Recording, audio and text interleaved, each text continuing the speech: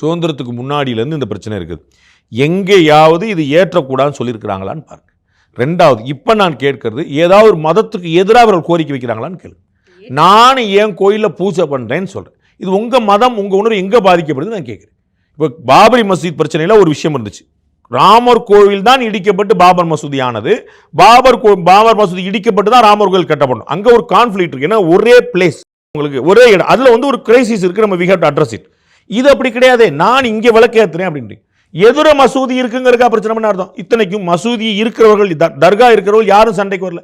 இஸ்லாமிய பெருமக்கள் யாராவது வரைக்கும் ஒரு குரல் கொடுத்துருக்காங்களா நீங்க சொல்லுங்க. யாராவது ஒருத்தர், திருமாவளவன் சண்டைக்கு வராரு, பேசன்மோகன் சண்டைக்கு வராரு, வீரபாண்டியன் சண்டைக்கு வராரு, எல்லா பெருமக்களும் நீதியரசரை போட்டு அந்த வாங்குவாங்க. வேற யாரையும் திட்ட முடியாது, நீதிபதியை திட்டுறாங்க. கற்பனைக்கு எட்டாத வகையில் திட்டுறாங்க. இஸ்லாமிய பெருமக்கள் யாராவது சண்டைக்கு வந்திருக்காங்க? அவர்களுடைய ஆட்சேபனைக்குரிய விஷயம் ஏதாவது அங்கே இருக்குதான்? அவர்களுக்கு தொந்தரவு ஏதாவது இருக்குதான்? அவர்களுடைய வழிபாட்டு உரிமை அப்படியே இருக்குது, அவருடைய தர்கா அப்படியே இருக்குது. அங்கே எங்கேச்சுக்கள் இங்கே இத்தனைக்கு என்ன நடந்திருக்கு? ஒரு நபர் ஏத்துறேன்னு சொல்லியிருக்கு. இத்தனைக்கு ஒரு 1000 பேர் 1,00,000 பேர்ல பின்னாடி அவருக்கு 10 பேர் மட்டும் மொத்தமாக கூட போங்கன்னு சொல்லியிருக்கு. ஆனால் நிறைய பேர் கூட போனதுனால தான் அது ரயாட் மாதிரி ஃபார்ம் ஆயிருன்றதுனால நிறுத்தினதா சொல்றாங்களே. போறதுக்கு நம்ம 4 பேர் இருப்பாங்க, சரி. அதுக்கப்புறம் கூட வந்தா நம்ம பார்த்தோம்ல, உங்களுக்கு கரூரில் 10,000 பேருக்கு அனுமதி கேட்டாங்க, 27,000 பேர் தானே செய்ய முடியும். மேலே ஏறுறது 4 பேர் 10 பேர், அதுக்கு மேலே போக முடியாது.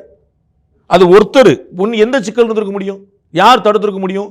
வெளியில் ரோட்டில் கோயில் வாசல்ல திருப்பரங்குன்ற ஊர்லேயே யாரும் இருக்கக்கூடாதா? நீங்கள் மலை ஏறுறதுக்கு 10 பேர் இன்க்ளூடிங் அவர் 10 பேர் சொன்னார். அதில் என்ன பிரச்சனை உங்களுக்கு? அதுக்கு மேலே யார் பேருக்கு அவர் அனுமதிச்சுதான் பிரச்சனையே கிடையாது. பேரிகேட்லாம் உடச்சிட்டு தடுக்க போய் தானே அந்த 10 பேர் போயிருந்தா எப்படி போயிருப்பாங்க? யாருமே போகக்கூடாதுன்னு சொல்லுவாங்க. நீதிமன்ற உத்தரவு கேட்கப்படல. நீதிமன்றம் உத்தரவு கொடுத்துருக்கு.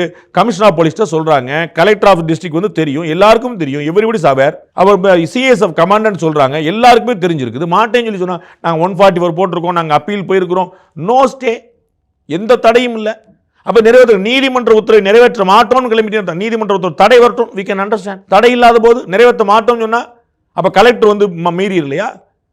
கமிஷனர் மீறி இல்லையா? நான் அனுமதிக்க போறது 10 பேர் தானே. வெகு மக்கள் திரண்டாங்க, கீழே திரளுவாங்க.